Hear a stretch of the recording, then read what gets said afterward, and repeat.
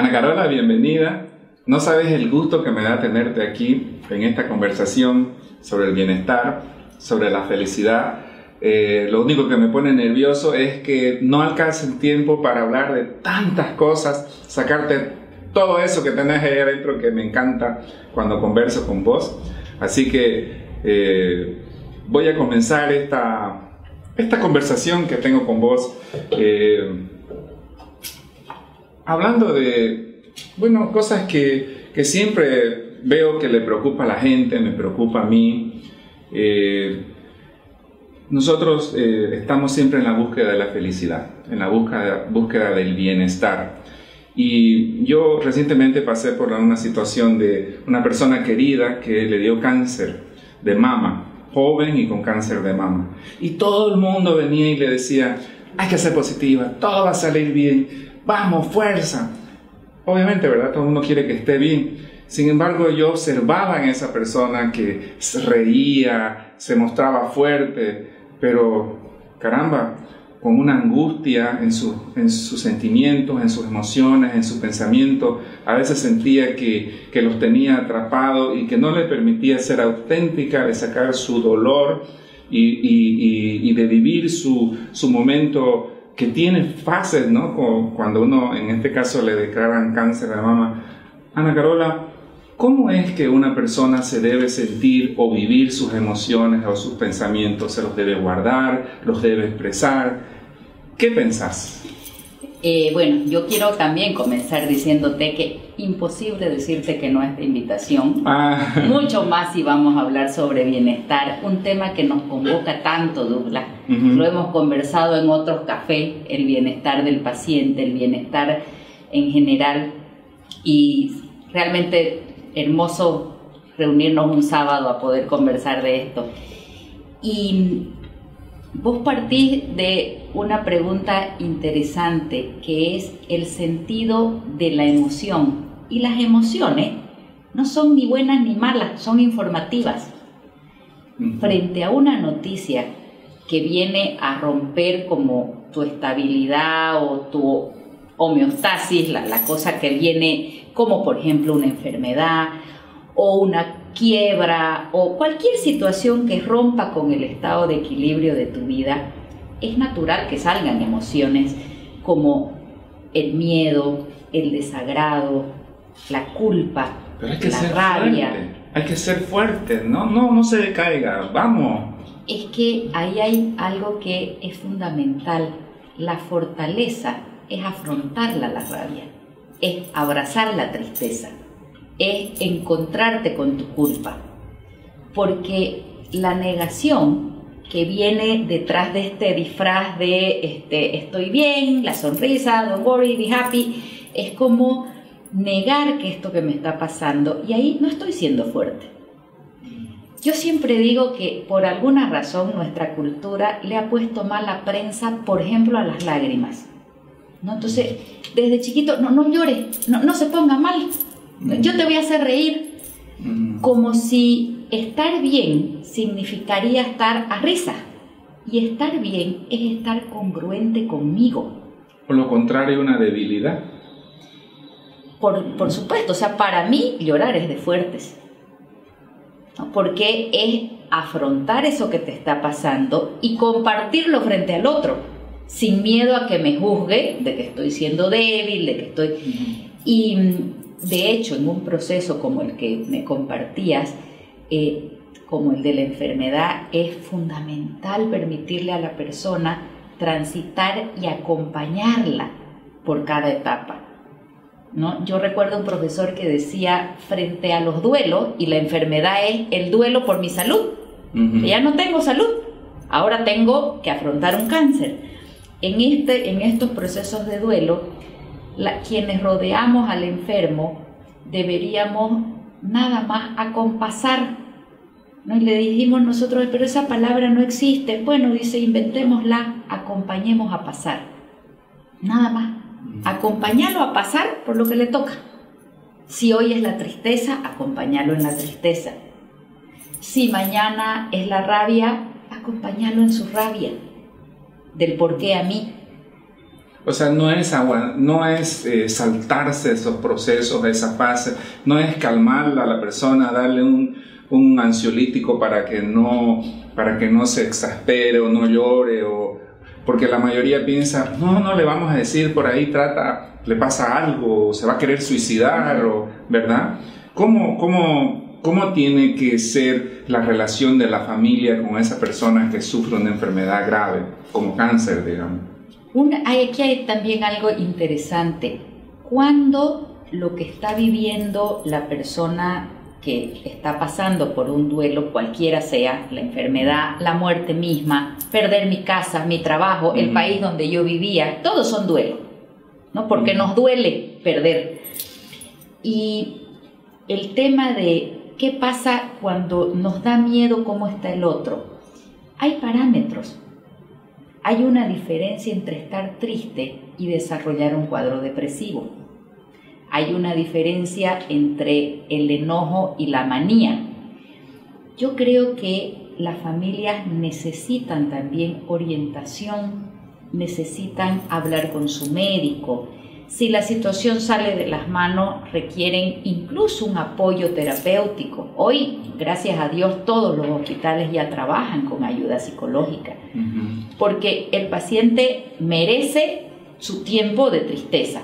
Ahora, desarrollar una depresión es otra cosa. ¿Cómo puedes diferenciarlo? Con criterios diagnósticos, ¿no? Y a veces también la familia se cierra a la escucha de lo que es el acompañamiento emocional, que por si fuera poco no se lo puede obviar, porque el sistema inmunológico responde al bienestar emocional.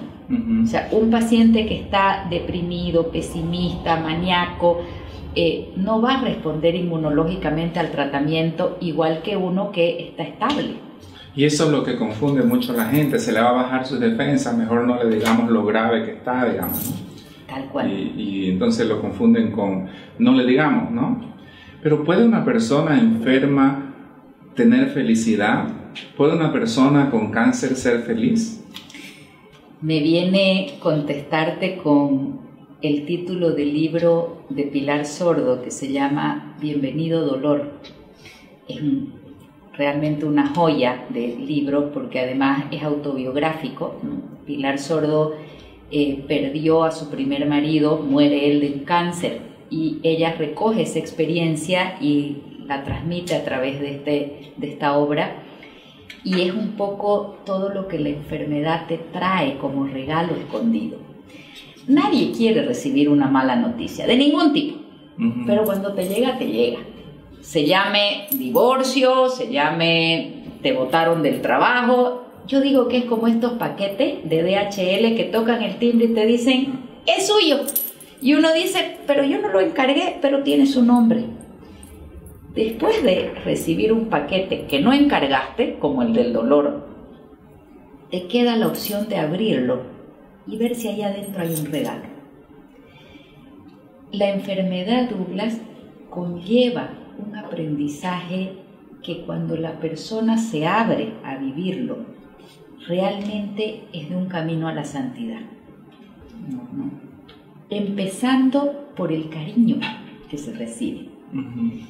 Yo esto te lo puedo hablar además de mi propia experiencia. Yo hace creo que 10 años fui operada de un tumor cerebral y recuerdo esa época de mi vida por todo el amor que recibí. O sea, yo no podía creer que la gente sea tan buena. De hecho, hoy cuando dicen, ay, la gente es envidiosa, no hagas esto, yo digo, mentira, la gente es buena, el ser humano es solidario.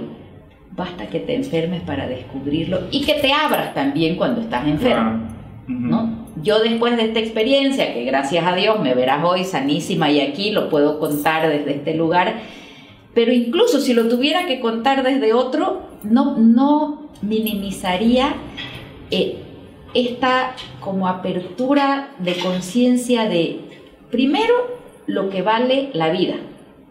O sea, cuando pasas un proceso de enfermedad, uno de los grandes regalos es la revalorización de prioridades. O sea, te vuelves más espiritual ahí nomás, ¿no? Porque empiezas categorizar el sentido del bienestar.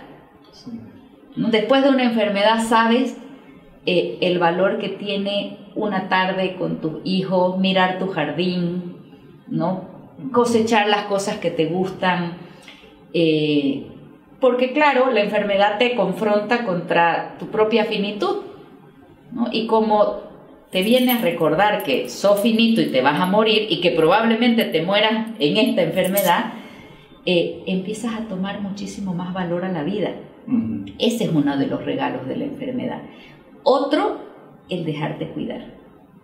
Que eso tiene mucho que ver con la receptividad del paciente con su propia cuadro, ¿no? Hay pacientes, por ejemplo, que frente a la enfermedad tienen mucho temor a que les tengan pena o a sentirse vulnerables o a la pérdida del control y lo esconden, ¿no? El esconder esas emociones, por ejemplo, un papá que tiene cáncer y que no quiere que sus hijos sufran, y los hijos van a sufrir igual, pero no pueden demostrárselo, ¿verdad? Entonces los llevan a sufrir más, a sufrir el doble, ¿no? A sufrir calladitos y solitos, cuando el sufrimiento acompañado se aliviana tanto, ¿no? Y en la búsqueda de la felicidad, del bienestar, yo a veces la veo como, mira, por ejemplo, yo soy trasplantado de riñón hace muchos años ya, y siempre en esa búsqueda, ¿no? de la felicidad, yo a veces la veo esa búsqueda como una lucha de sentimientos, de emociones, de pensamientos, y tarda uno mucho en darse cuenta que no tiene por qué ser una lucha, sino simplemente como esa palabra que te gusta utilizar mucho a vos, como que uno tiene que abrazar esas emociones y vivirlas, digamos, no luchar con ellas, vivirlas y de esa manera poder avanzar, ¿verdad? Entonces, ¿cómo puede uno, al abrazar esas emociones, conseguir la felicidad? Con propósitos específicos, yendo paso a paso, viviendo el día a día. Mira, yo siempre digo que aquí hay como dos andamios que van como dos patas en paralelo. Una tiene que ver con la realidad. Byron Katie define el sufrimiento como la distancia entre lo que yo quería que sea y lo que es. Entonces yo quería que sea así, yo quería que mi matrimonio, yo quería que... Y fue así. Entonces como no era lo que yo quería, mientras más me separo, más sufro. En el momento que abrazamos lo que es, y lo que es lo que la realidad te pone, un tsunami, un escenario político, la sequía, las langostas, eso es lo que es. Si yo abrazo eso, sin pelearme con esa realidad, seguramente el sufrimiento empieza a ser cada vez menos intenso y tengo respuestas creativas para la situación, porque además salgo del proceso de victimización de por qué a mí. ¿Sí? Entonces, por un lado está el abrazo de lo que la realidad te trae y por otro lado está tus elecciones para ese bienestar. Yo creo que en las elecciones la línea, la otra pata es la del autocuidado. O sea, ¿cómo cuido el día que se me es regalado? ¿Cómo recurro a mis actividades que son obligatorias, como el trabajo, ¿no? Mi tiempo de actividad física, mi alimentación, mi disfrute perceptual? O sea, estoy realmente presente, estoy viendo lo que estoy, los colores, los sabores, ¿no? Esto es como el cómo elijo vivir mi experiencia vital, y la otra es cómo elijo tomarme lo que la realidad me pone, ¿no? ¿Qué es lo que está afuera? ¿Sí? Ya, qué interesante.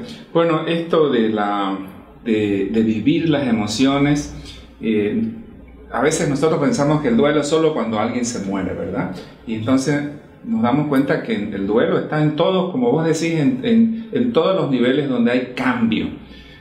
Cambio de casa, cambio de estado civil, cambio de país, ¿no? Cambio de tu cuerpo, el duelo por el cuerpo de joven, el duelo por cuando soy niño y me vuelvo puber, hay un duelo con mi cuerpo. ¿Y hay etapas, hay fases de ese duelo? Por supuesto que sí. Los duelos en general hacen un camino. Kubler-Ross habló mucho de esto. Kubler-Ross fue una mujer que se dedicó a trabajar con enfermos terminales. No se agarró de esta parte tan difícil de la medicina. Ella era psiquiatra y nadie pues quiere trabajar con alguien que, ¿para qué si ya se va a morir? Y ella se dedicó y desarrolló una corriente que por supuesto llevó a entender muchísimo también el fenómeno de la enfermedad y la muerte.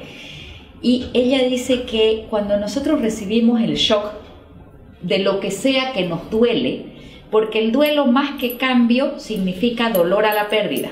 Ya. ¿No? Porque si yo cambio de auto, no me duele, digamos. No. Y cambié. Pero si el banco me quita mi vehículo, eso me duele porque lo estoy perdiendo. Sí. Entonces, el duelo tiene que ver con la pérdida. Y la primera sensación frente a la pérdida es la de incredulidad. Por ejemplo, en la enfermedad empezamos con, no, se han equivocado. No, aquí los laboratorios son terribles. ¿No? Tenés que irte afuera. Seguro que está mal. ¿No? Consultemos otro médico. Y esa es una fase natural. Luego viene la culpa. Ay, por Dios, es que yo fumaba. Es que me alimenté mal, es que no me hice mi mamografía a tiempo. ¿Por qué no me hice mis exámenes? ¿Por qué no me hice mis exámenes? Es natural que lo sientas. Porque después vas a sentir la rabia. ¿Qué es por qué a mí? ¿Por qué si yo hice esto? Enojarte con Dios, enojarte con la gente que no te ayudó, que te hizo estresar. Porque negación, rabia y culpa son tres emociones que el aparato psíquico conoce muy bien. Entonces son las primeras amortiguadores frente al duelo. Ya. En la enfermedad, en la muerte no, porque no hay nada para negociar, viene una fase interesante como cuarta, que es la negociación. Empezamos a hacer promesas. Juro que si me salvo de esta me voy a poner hábito morado durante los próximos 15 años, me voy caminando a Cotoca todos los años, hice esta promesa.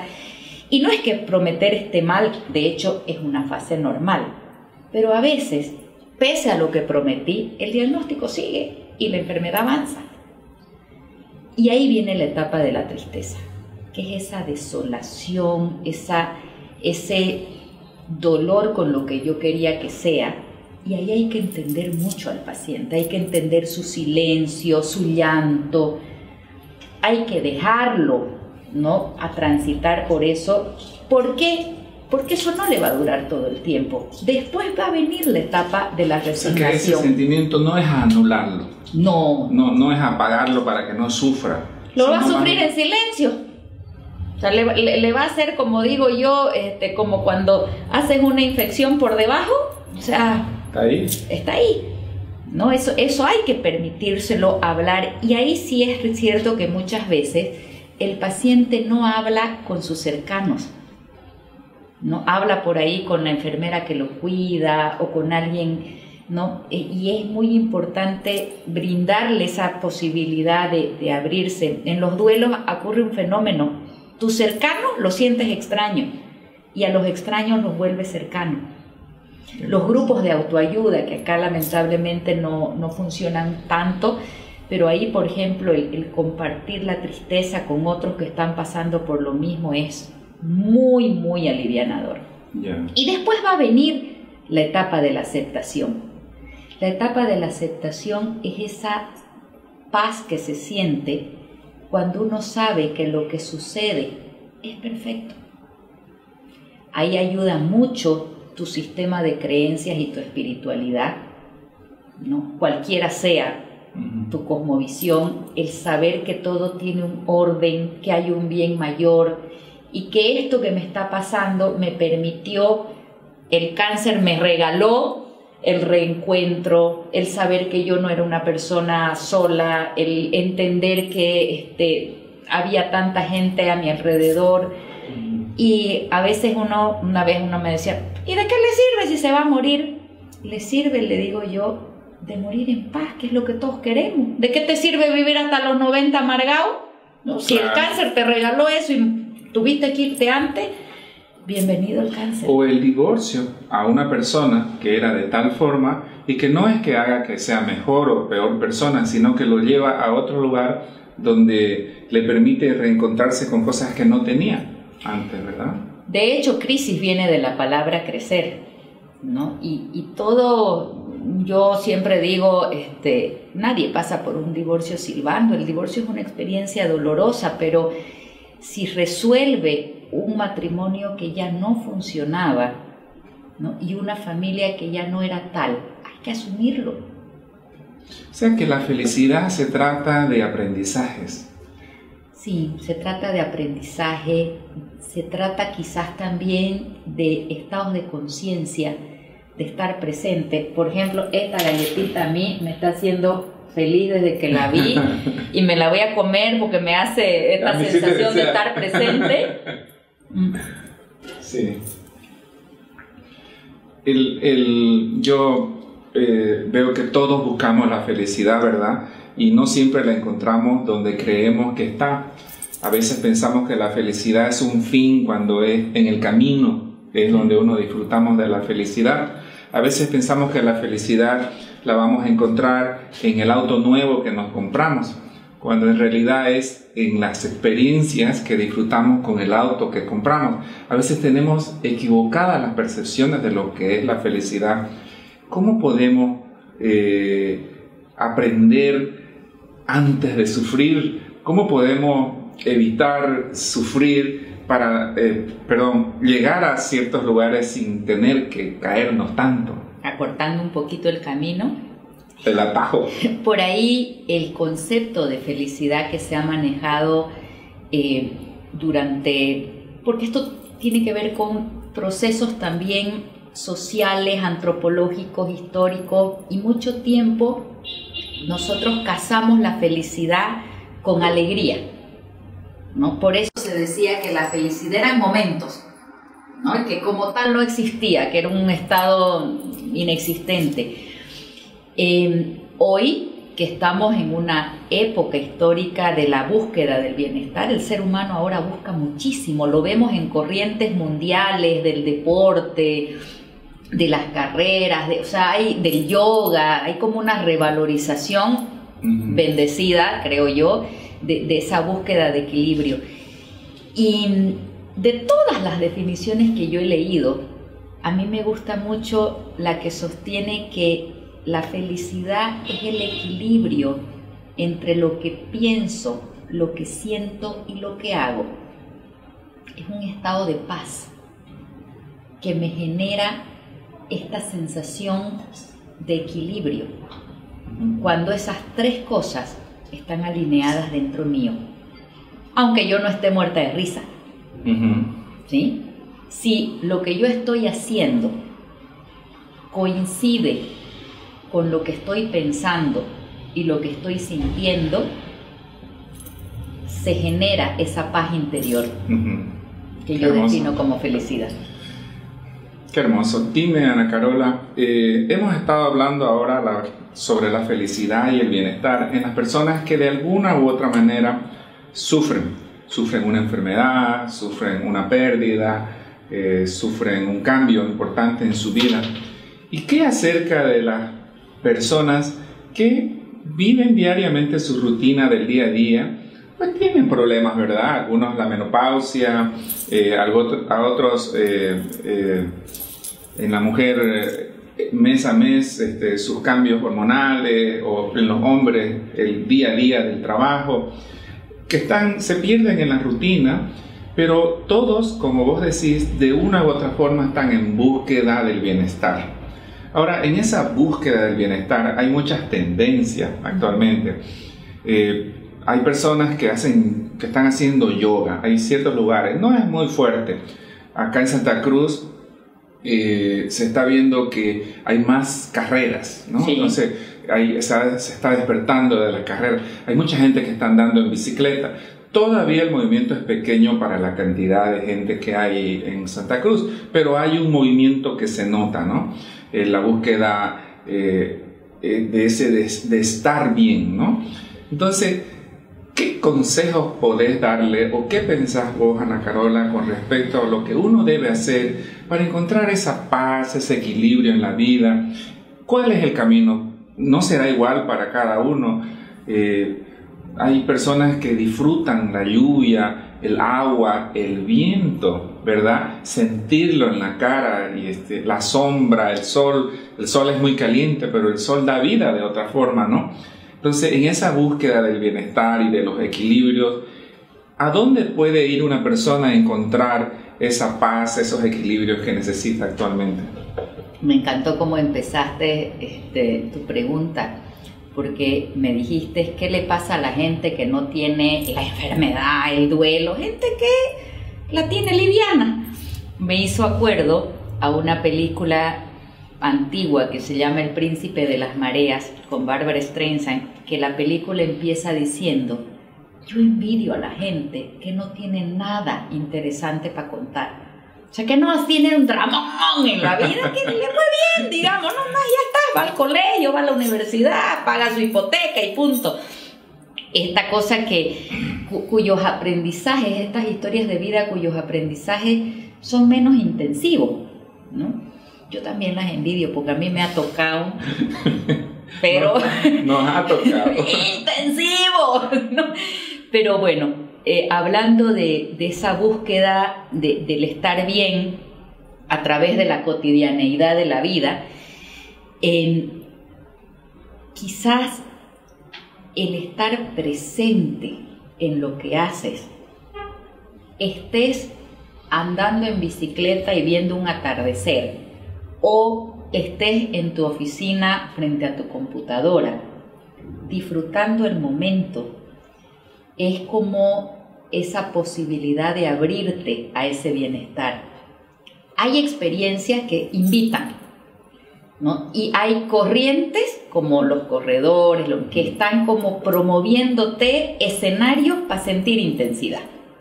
Y son contagiosos. Vos sabés que yo me resistí a correr años. Todos mis amigos corrían y fregue que te fregue. Y yo, no, nadie me está corriendo. Pues, ¿cuál es el afán de ir a 1000 si nadie me está corriendo? Hasta que por una experiencia también dije, voy a correr. Y evidentemente la adrenalina de cruzar una meta es un escenario de intensidad creado y muy bonito. Por eso se hace adictivo, de ahí uno dice, se chifló con las carreras. Claro, si después tan bonito, no sentir ese cruce, los aplausos de la gente, que aunque sea extraña y te dan un vasito de agua y te ponen tu medalla. ¿Qué te quiero decir con esto? Nosotros podemos encontrar en nuestra búsqueda actividades y experiencias que te generen esa sensación de plenitud, ¿no? En los abrazos, en el estar aquí. Yo entraba y le digo a Gabriela, qué precioso lugar, qué acogedor, ¿no? Cómo te agarra esta cosa de las galletitas. Me hizo acuerdo a las galletitas de la abuela, ¿viste? Esto que se guardaban en tarros y que uno, ¡ay, qué rico! Bueno, estas son experiencias. Tomarte un rico café, el aroma de tu café. Creo que está mucho por la búsqueda de esto sensorial y presente, ¿no? Eckhart Tolle, de hecho, un gran filósofo de nuestro tiempo, habla del poder de la hora y dice, nosotros nos las pasamos cobrándonos el pasado, ¿no? Y con exceso de futuro. El cobrarte el pasado es la depresión. ¿Por qué no hice? ¿Cómo no lo he? Debí haber hecho, ¿no? Y todo el tiempo estás en este cobro que te lleva a la depresión. O, ¿qué va a pasar? ¿Y si no vendo? ¿Y si no esto? ¿Qué es eso? La ansiedad. ¿Y qué es la depresión y la ansiedad? El famoso, tan de moda, trastorno bipolar. Ahorita creo que todos somos bipolares. Porque claro, estamos generando toda una generación que promueve el enojarse por lo que no hizo y el fatigarse por lo que va a hacer. ¿Y tu presente? O sea que nos preocupamos por lo que va a pasar en el futuro antes de que llegue. Pero además con esta angustia de querer controlarlo y de querer estar seguros, y no hay pues nada seguro, ¿no? Y Eckhart Tolle te dice que en esos momentos bajes a través de tus percepciones. A ver, pero ahorita estoy sentado, esta silla es cómoda, este lugar huele rico, los colores, y cuando estás aquí, el pasado y el futuro no están. Y ahí viene esa sensación de bienestar. Y dime, Ana Carola, cuando una persona sale a la calle, especialmente en las grandes ciudades, aquí en Santa Cruz, se encuentra con mucha agresividad en la forma de manejar, a veces se encuentra con agresividad en las personas que están cargando emociones pues que traen de atrás y se las descargan con otros. Esta ansiedad, esta rabia, estas emociones negativas que la gente muy fácilmente la descarga, decimos pues cuenta hasta 10, digamos, ¿no? Pero es tan fácil como contar hasta 10 antes de reaccionar y mandarlo a cierta parte al otro. Yo he visto manejando gente que ha ido y ha chocado a otro de rabia, digamos, o le ha dicho lo que ha querido. Este manejo de las emociones especialmente intensas como la rabia, ¿puede una persona desenojarse en cuestión de segundos? Porque yo conozco personas que dicen, cuando yo me enojo me dura todo el día. Yo era una de ellas, ya no, digamos, ¿no? Pero... A ver, Susan, corrobore.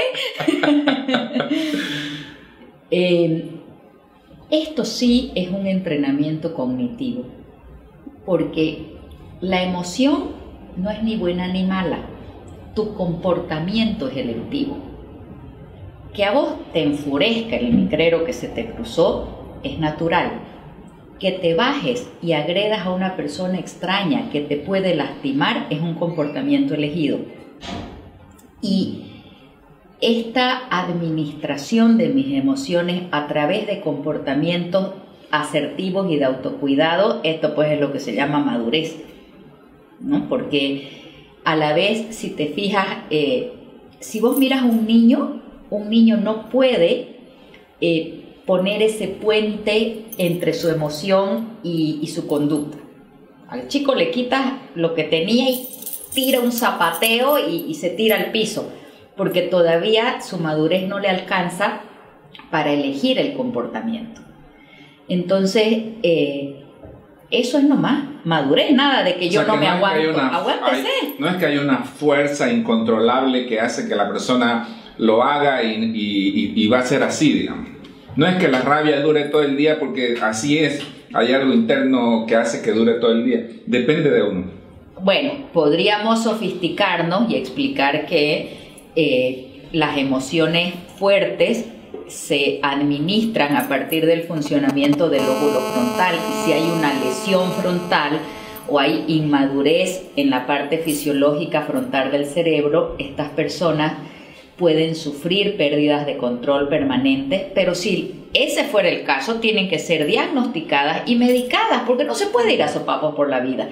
Ahora te quiero decir que el resto, ese es un mínimo grupo. Me encanta eso, no se puede ir a sopapos por la vida. Ese es un mínimo grupo de gente, las que tienen lesión cerebral. El resto es nomás sopapear a gusto. O sea, no, yo soy así. No, vos te comportás así, no sos así. Y además que no va a faltar otro que sopapee más, digamos, que tenga un arma o ese es el tema. Yo siempre digo, el tema elemental es el autocuidado. O sea, te suma o te resta. No, el riesgo. Y entiendo la pregunta que en ciudades el estrés, que el estrés es parte de nuestro día a día, lleva a situaciones que no son salubres. O sea, uno no anda písanlo por la calle, o deberíamos, pero no siempre se puede. Sin embargo, o sea, tienes que elegir el autocuidado como una forma de programa personal. O sea, yo no le voy a regalar, es lo que yo les digo, yo manejo siempre con mi séquito de adolescente, que me van criticando todo el tiempo. Que mamá vos que deberías decirle, que tocale bocina. Y yo le digo, yo pues no le voy a regalar a este hombre mi rabia. Porque eso sí, si saco mi cabeza y lo trato, la rabia, Douglas, es como una cascada, no se la puede detener una vez salir.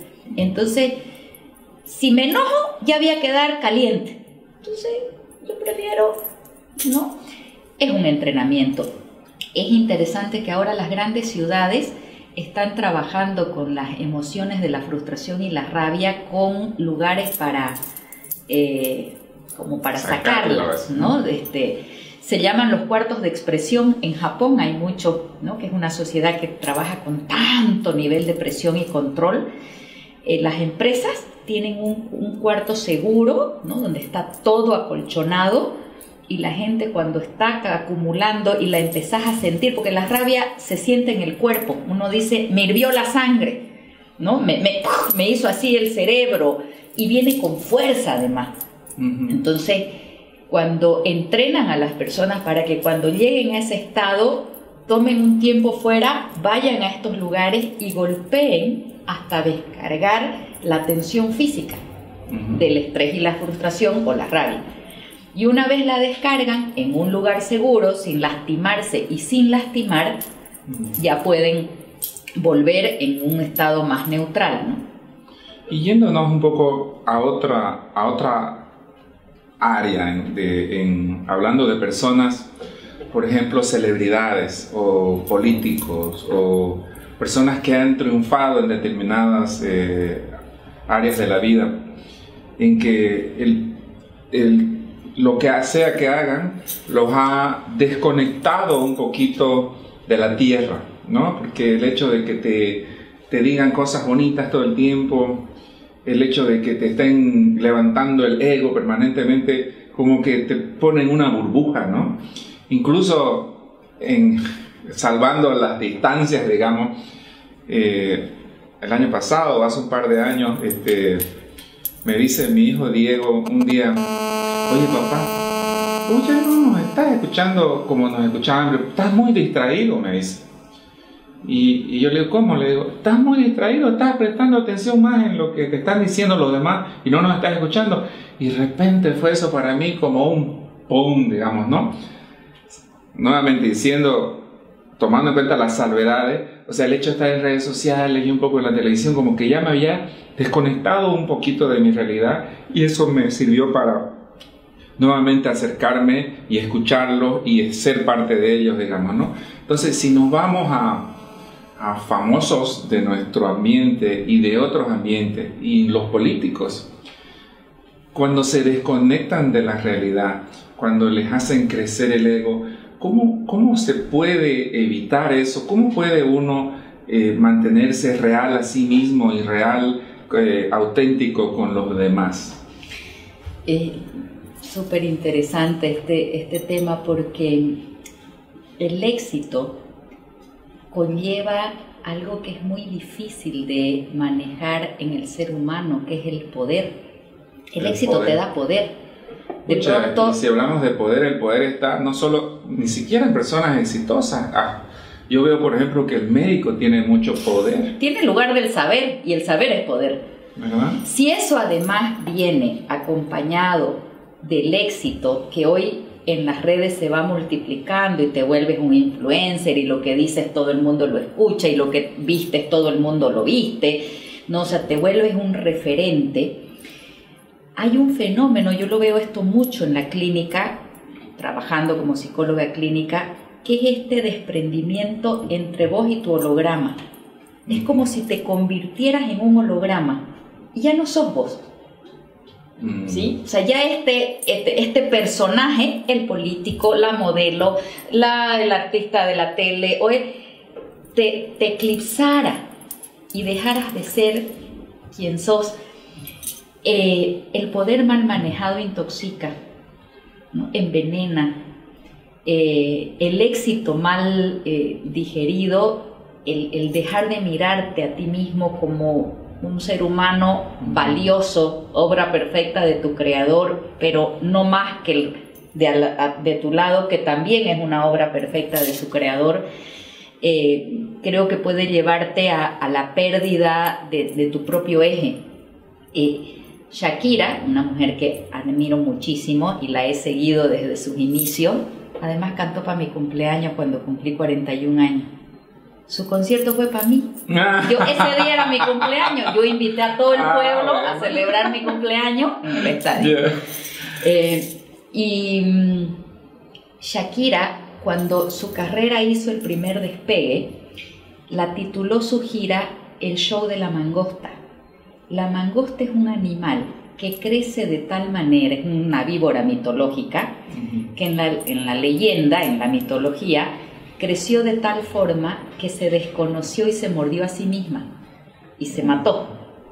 Entonces esta mujer así tituló su gira porque ella no quería que el éxito se la tragara a ella, no quería dejar de ser ella.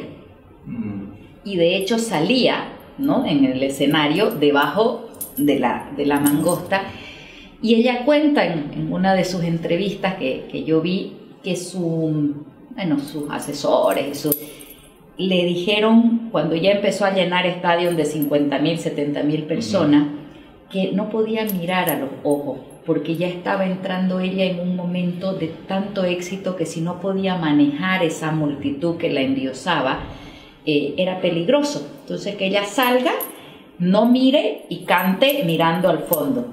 Y ella dijo, entonces no canto. El día que deje de conectar los ojos de mi público, voy a dejar de hacer lo que hago, porque ese día me tragó la mangosta. O sea, me creí ya una diosa. Ajá. ¿No? O sea, dejé de conectar. Y entonces traigo esto porque en realidad, si bien todos buscamos el éxito es un reconocimiento a lo que hacemos, no puede el éxito mordernos a nosotros mismos, porque entonces ya no te sirve de nada. O sea, si no podés ser quien sos y te convertís en un holograma. ¿Y cómo se aplica esto a un político, digamos, a un presidente, a un ministro?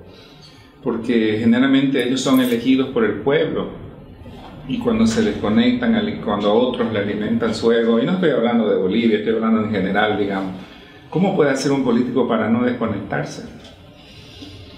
Ay, Jesús, ¿no? María, me ha hecho la pregunta. Yo creo que quien debería controlar, porque no te olvides que el político no solamente tiene el éxito, tiene el poder económico, el poder de todo esto que se puede generar a partir de ese escenario, que es el que la gente se llene de plata, el que tu firma pueda favorecer, el que entres en este banco de favores de me deben, yo le di, yo. Entonces,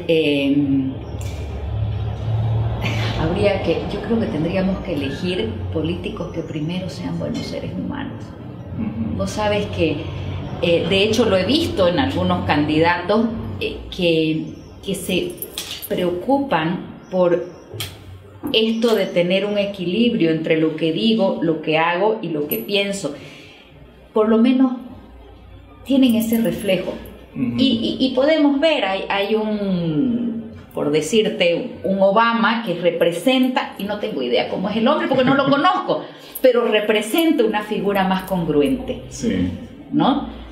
A otros que han hecho abuso. Y si vos me preguntás cómo podría ser un político, yo más bien te diría, ¿cómo podría ser el pueblo para no sostenerlos? Eso, ¿no? Porque ahí hay que sacarlo. O sea, si alguien está haciendo abuso del poder que le distes, tendrías que tener la posibilidad de revertirle, porque el poder que se le otorga a un político es otorgado. Entonces, venga de vuelta, porque no lo está usando bien. Hace rato mencionaste a tus hijos, y al mencionar a tus hijos en realidad se me viene a la mente esas generaciones que han venido después de nosotros. Ya ves que no es que seamos viejos, ¿verdad? No, pero no. En nuestra generación no estábamos tan conectados como ahora estamos, y valorábamos diferente las cosas. Entonces, a veces esto no lo comprendemos bien, o las nuevas generaciones no lo comprenden bien. Entonces, por ejemplo, yo muchas veces no logro entender cuando no le dan valor a las cosas que nosotros le damos tanto valor, ¿verdad? Es tan fácil conectarse ahora con un teléfono. Yo cuando estudiaba en México o cuando vivía en Estados Unidos, mandaba una carta y escribía una carta y tardaba un mes en llegar, un mes en que me responda y otro mes a que vuelva, eran 3 meses, ¿verdad? Entonces ahora es tic, tic. Entonces esta automaticidad que existe, ¿qué tanto impacto crees que tiene en el bienestar de los millennials, los centennials? ¿Cómo crees que ha influido en los jóvenes de hoy, en su relacionamiento con los amigos, con las personas y en su bienestar en general? Ha influido tanto que ha cambiado el paradigma mental. Yo creo que siempre las generaciones revierten y cambian paradigmas, pero la que se ha dado con la introducción del inmediatismo de las redes va a ser pues la más grande de los últimos 150 años, ¿no? Si vos te fijas, los jóvenes de ahora, y por favor no estoy criticando porque lo que hay es lo que hay que abrazarlo. Por ahí sí se puede rescatar el valor del justo medio, ajá, ¿no? El reencuentro en que la polarización no nos lleve al sufrimiento, ¿no? Pero los chicos de ahora, por ejemplo, mantienen el paradigma del inmediatismo. O sea, lo que no te funciona en 3 meses no sirve. Es rápido, todo rápido. O sea, quieren ser millonarios rápido. Antes de los 30 tienen que tenerlo todo, ¿no? Esa creo que es una de las cosas, de los desafíos de esta nueva generación, ¿no? El desarrollar la capacidad de la espera, ¿no?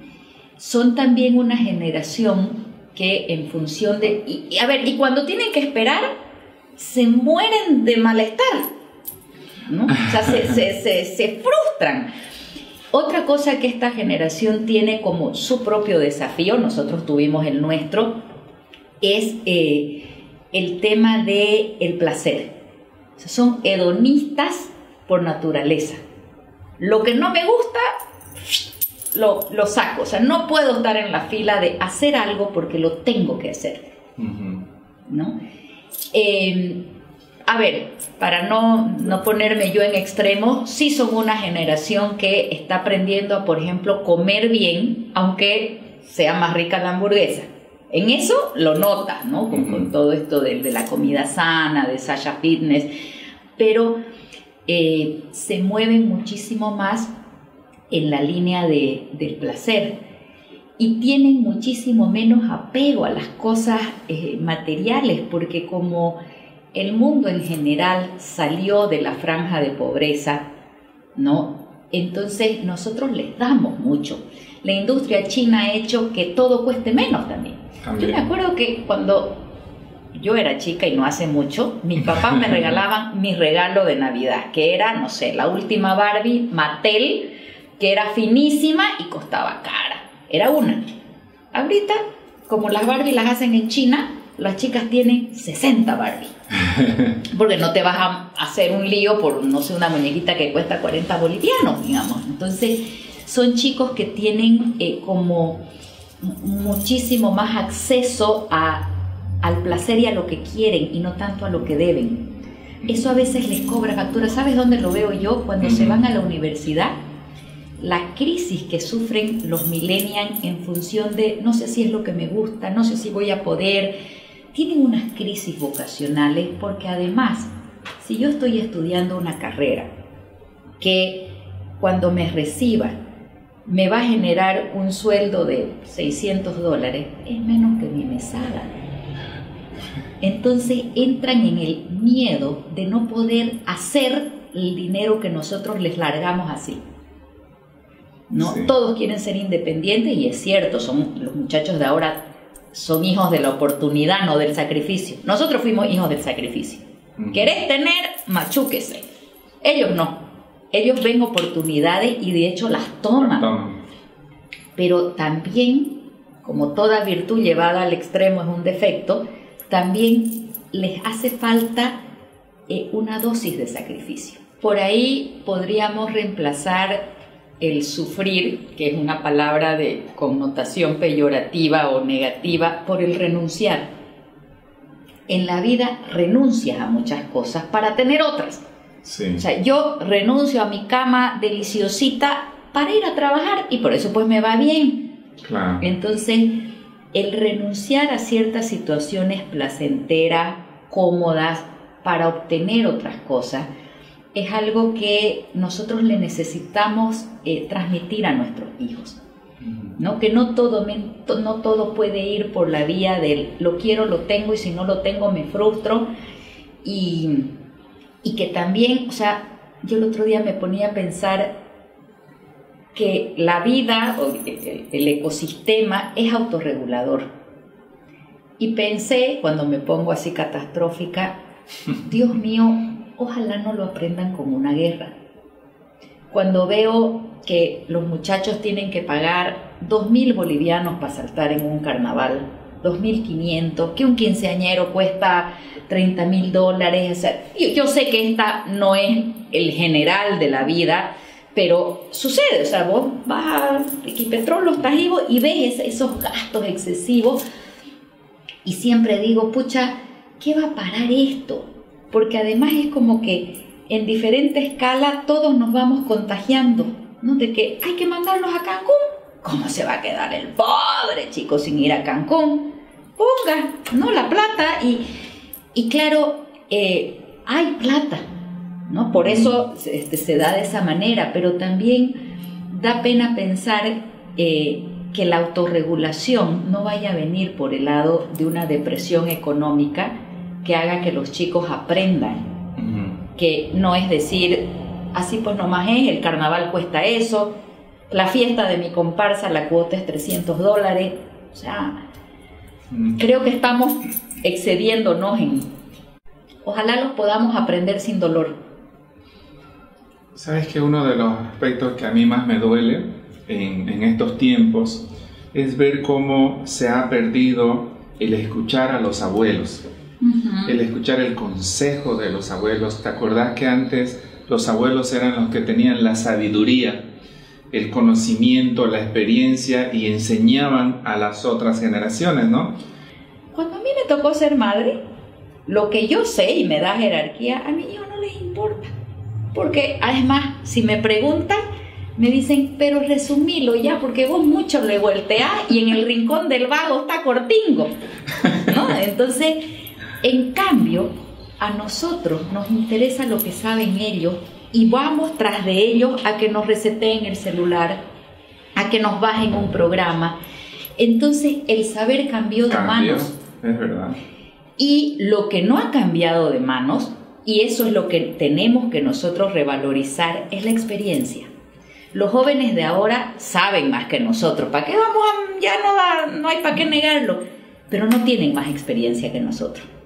Esta es una frase que yo, si mis hijos escuchan esto, van a decir, ay, siempre les digo, ¿por qué he vivido más años que vos? Cuando me empiezan a discutir, es que no es así. Digo, hijito, o sea, he vivido hartos años más que vos. Y esa experiencia me hace saber que no, que está mal, ¿no? Entonces, aunque Google diga diferente. Así es, o sea, la experiencia de tu abuelo no la tiene Google. Bueno, Ana Carola, realmente esta ha sido una conversación muy enriquecedora. Espero que todas las personas que vean esta conversación saquen algo positivo, que valga la pena este tiempo que le dediquen a escuchar tus ideas, tu posición con respecto a diversos temas de la vida. Muchísimas gracias por estar aquí, muchísimas gracias por ser mi amiga, y seguí haciendo lo que estás haciendo porque sos una persona sumamente necesaria para esta sociedad nuestra donde vivimos en Santa Cruz. ¡Ay, de lindo! Usted es un influencer. Un abrazo. Muchas gracias, Douglas. Gracias, Ana Carola.